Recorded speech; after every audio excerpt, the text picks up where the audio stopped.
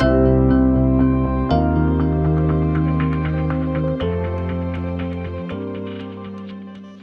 welcome back to the Culture Couch Live. We've got Jared Murphy, Carly, and Woz. How are we, guys? How are you? Good. Week's been good. All right. Everything under control? Yeah, we've been up to Brisbane this week with a client. It's been fantastic. Really enjoyed jumping on the plane. It's actually good to be travelling again. It is good to be travelling. It is. And Carly, how was your Mother's Day last week? Yeah, good. Lots of footy. I went and watched all three of my nephews play footy. So, Mother's Day and footy doesn't get any better than that. What did you get? What did the $10 buy? I don't know yet what the $10 bought. All right, let's jump in. Now, this one is slightly different. This is probably a conversation we've been having a lot with sort of exec teams and CEOs and leaders, and it really refers to getting back to the office. Obviously, through the COVID period, you weren't allowed to get back into the office, but now as people are leaking back in, the conversation has come up a lot around, what's the workplace going to look like? And we've had some, really interesting conversation amongst ourselves, but more importantly with the leaders. So we thought it might be something, because it's happening, whether we like it or not, depending on what side of the scale you sit on, it's happening. And it's certainly a big discussion point around, where it's going to end up. So we thought we might just delve into it today and have a bit of a conversation around it. So Murph, I mean, you've probably been in the longest in this space in terms of the high performing space with the work you've been doing, for the last 20, 25 years. What's your initial response to the conversation? It's a really interesting conversation. I think it's one of the most difficult things facing leaders at the moment. How do we bring people back into the office if they don't want to come in? And I think I live in the coastal area, so I drive to Melbourne. It's a 2-hour trip most days. And I can tell you now that the traffic is much lighter on a Monday, and it's almost non-existent on a Friday. So people are tending to work in the offices, I suspect, on Tuesday, Wednesday, Thursday, just based on the traffic. So even that's interesting that we're choosing to take Mondays and Fridays off as a work from home.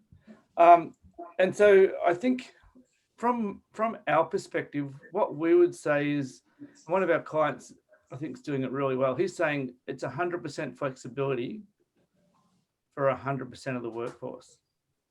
Now that's pretty confronting when you start to break it down. But then the next point is, you have to come into the office when you need to.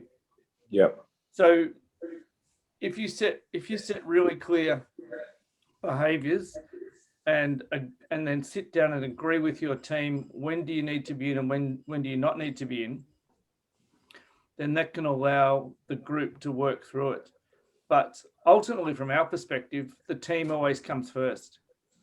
So I think the difficulty for some of the CEOs and senior executive that we're working with is that it feels like the employees are saying, no, this is about me. This isn't about the team. And so we would always say, whatever the business needs you to do, you need to do, as long as the business is being reasonable about it. And so for me, it's the same answer to every problem you ever have in the workplace. It's have the conversation.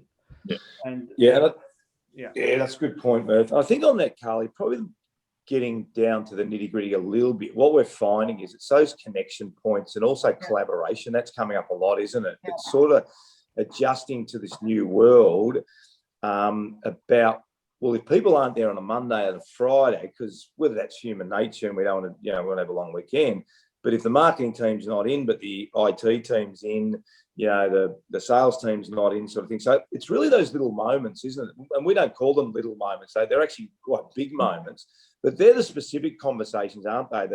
The lack of connection, the lack of collaboration. So do you want to maybe elaborate on those? Yeah, and there's no right or wrong answer, and I think that's why everyone's struggling with what the best option is to do, because you know, and one of our clients, they have all of their developers come in on a Thursday, they have all of their sales team come in on a Tuesday, and they have all of their product team come in on a Wednesday. So, and then the other days they can choose to come in depending on how many desks they've got.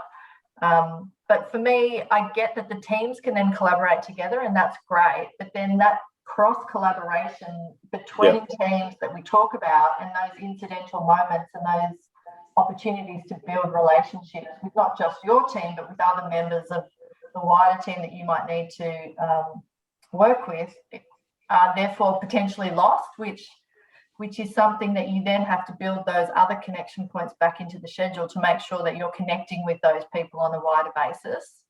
And I think some of the really good success stories through COVID are the teams who have had their daily stand-ups or their weekly stand-ups virtually, but then brought the whole team together once a week and really started to delve deeper into, you know, let's do breakout rooms and let's do some activities and let's get to know each other. Let's talk about our products, our services, our clients, but who've kept those really consistent connection points up, have built a stronger team bond through COVID, which a lot of people didn't think was possible. So I think that's the positive that's come out of it, is that you can do it virtually, but we know that long-term culture is very difficult to build virtually. So we now have to get that hybrid environment, but it's just about what that potentially looks like. But yeah, you go on, sorry, Carly. Keep going. There's one not client, but one business that I know where, rather than discussing as a team, Jared, so you said all the decisions need to be made together. So it's sort of the employee versus the employer, right? So he's the employer and he's saying, I don't give a shit what my team want. I want them all back in the office. And if they're not going to come back in the office, then they can go get another job. So that's the other extreme, right? So that's then the employer saying, well, I'm the boss, I'm going to make the decision. And whether that's right or wrong, for me, that's a trust issue. So then you're then saying, okay, we need connection. We can talk about that as a team. But if I want them to be here all the time, it means I'm not sure what they're doing and I want to see what they're doing. And that is also a really big issue for that particular company. But that trust issue is a really big topic too that we need to always keep in mind. And I think, Ellie, that's why it's really come to the forefront, because in a sense, people are either questioning their own culture, questioning their people, questioning their system. So it's not necessarily a bad thing that people are thinking about it, because it gets you to think about what your people are doing. What was to that point, I mean, you've lived and breathed it. So you've sort of seen it through the evolution and sort of slowly coming out the other side. And, you know, you've mentioned a number of times, and we know the culture you built is really strong. But this trust thing is a big thing, isn't it? So what do you think you've done well to build the trust over this period, and moving forward, what does that look like?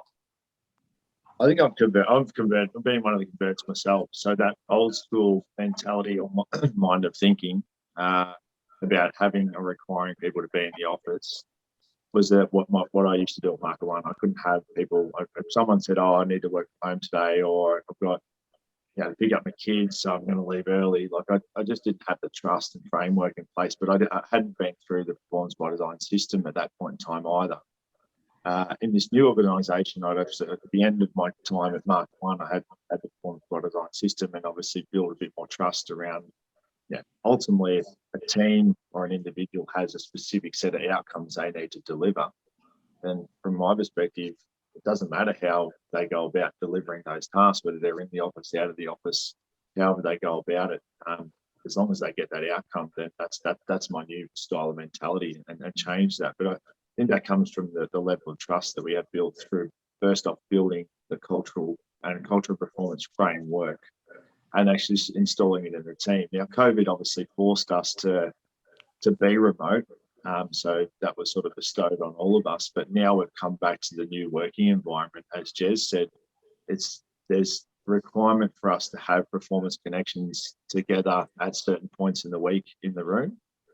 And that's required for us to build stronger relationships, because you just can't do it remotely.